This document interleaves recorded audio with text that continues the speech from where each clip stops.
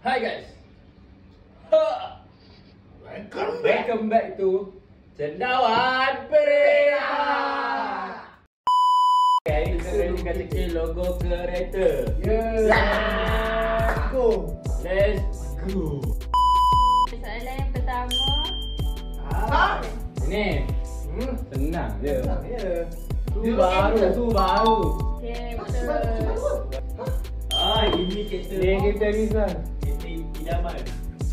Mazda. Betul. Nissan. Oh, ni senang ke? Senang. Ni senang je. Senang je ni. Alah. Bakar tu. Sabar lagi dia. Nazam bukan. Salah. Aduh. Audi. Salah. Apa benda? Aku. Oh tahu. Aku lu. Lima. Kia. Betul. Audi. Okay. Alah, Kita nombor. Ni biskut Lexus. Alah. Mitsubishi. Mitsubishi. Belakang. Aduh. Pak prem-prem. Nama penuh ni. Nama penuh. Mazda. Dia Mercedes apa? Kita tak tahu. Mercedes tak lah. Mercedes Auto. Salah. Nama penuh. Aduh. Tak tahu. Aku bagi tahu. Mercedes Benz. Ya. Ni kuda. Alah, ini tu Yamaha. Aku. Honda. Ni Inspira. Agak. Rotor. Ni Aircon Hyundai. Betul. Kedo. Ni apa? MU. Bumblebee. Coba Kau tak tahu. Comolot. Bola. Chevrolet. Salah. Chevrolet. Salah.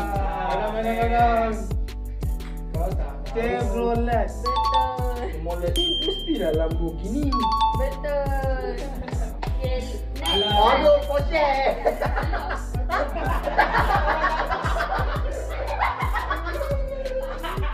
Ini Ferrari. Betul. Yang bawa kereta. Pro 2. Pro 2. Betul. Alamak. Next.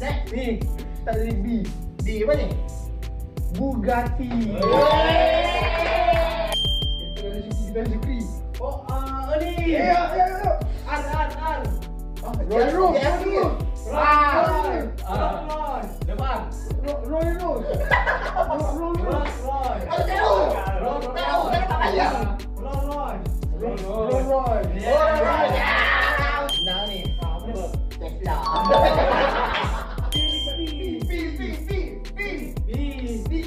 Okey,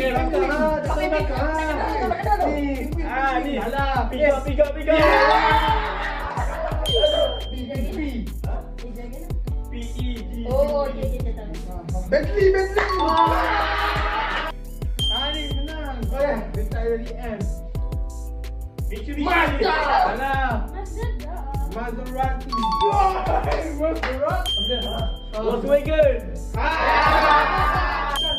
Last. Senang je tu.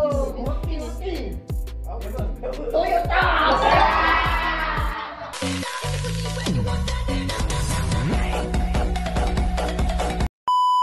Okay, sudah habis meneka logo-logo kereta.